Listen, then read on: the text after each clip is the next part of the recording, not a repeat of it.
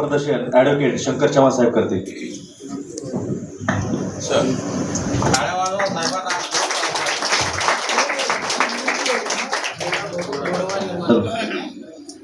महाराष्ट्राचे भूमिपुत्र आज राज्यसभेवर त्यांची निवड झाली. आज खरंच खूप आनंदाचा दिवस आहे आणि के रविदादा यांनी आज निवड झाल्याबरोबर पहिला सत्कार ठेवला. त्याला शेवटच्या घटकापासून जे अन्यायापासून दूर राहील, परंतु ज्वलन प्रश्न एक आमच्याकडे मला माहिती असलेले तुमच्याकडून माझ्याकडे जे काही प्रश्न आहेत ते ज्याला चांगलं समजलं जाईल ते मी घेईन, परंतु मी ग्रामीण भागातला आहे.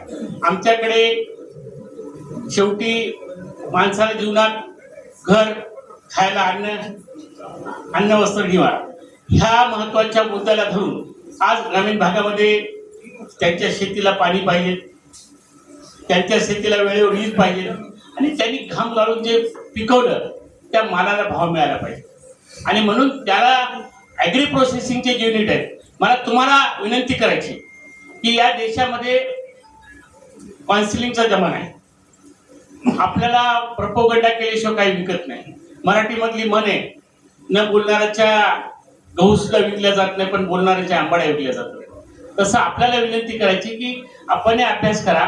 केंद्र शासनानं ग्रामीण भागातल्या महिला असतील, ओबीसी असतील यांना PMEGPI योजनेमधून जवळपास 50 लाख कर्ज, त्याच्यात 35% सबसिडी, अजून महिलांसाठी 50% सबसिडी, म्हणजे डेअरीसाठी अशा कितीतरी योजना आणल्या.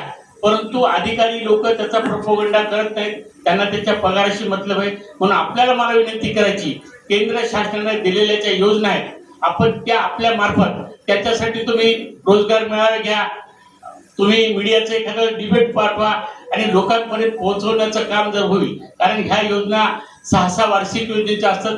लोकांना माहीत होईपर्यंत 5 वर्ष झाले तर त्याचा उपयोग होता येत नाही, परंतु ती निधी तसाच पडून राहतो. आणि म्हणूनच त्याच्यानंतर आपल्याला माहित असेल की आज भारत देश भयानक 100-150 कोटीच्या वर गेला, तिथं रोजगार मिळत नाही.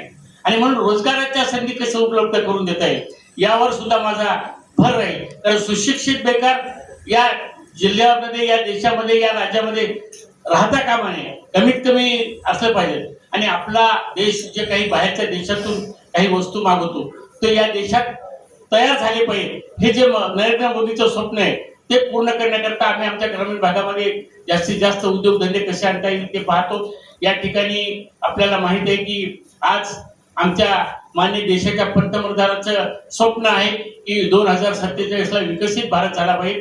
त्याच्यासाठी जे काही हातभार लावायचे ते आम्ही या पदाच्या मार्फत लावू. आपल्यासारख्याच्या पत्रकारांच्या, ज्याला लोकशाहीचा 4था स्तंभ म्हणले जाते, त्यांनी आम्हाला सहकार्य करावं. कारण शेवटी म्हण अशी आहे की तुमचं लोक खूप ऐकतात आणि म्हणून पत्रकारावर फार हे आहे. सोशल मीडियाचं जग आलेलं आहे, परंतु प्रिंट मीडियावर जो विश्वास अजूनही आहे आणि मीडिया जे ओरिजिनल असेल, कारण आता युट्यूबवर व्हिडिओ निघाले, काही बातम्या देतात, पण ज्यांच्यावर विश्वास आहे त्यांच्यावर लोक विश्वास ठेवतात.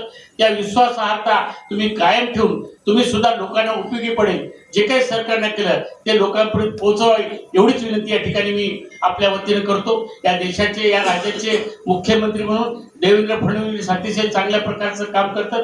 आमच्या मराठवाड्यात पाण्याचा प्रश्न होता, तो मराठवाडा ग्रीड त्यांनी या ठिकाणी आमच्या मराठवाड्यात आणलेले पाण्याचा प्रश्न त्या ठिकाणी मिटलेला आहे. अशा बरेच ज्या भागाभागे काही सवलती असतील त्या या राज्याच्या मार्फत दिल्या जात आहेत. आणि म्हणून सुजलाम सुफलाम राज्य करण्याचा मानस मान्य देवेंद्रजी फडणवीस आहे. ते करण्यासाठी जे काय आम्हाला त्यांनी ताकद दिली ती त्यांच्या पाठीशी आम्ही उभे करू आणि त्यासाठी आपली सगळ्याची आम्हाला साथ लागेल एवढीच या ठिकाणी सांगू.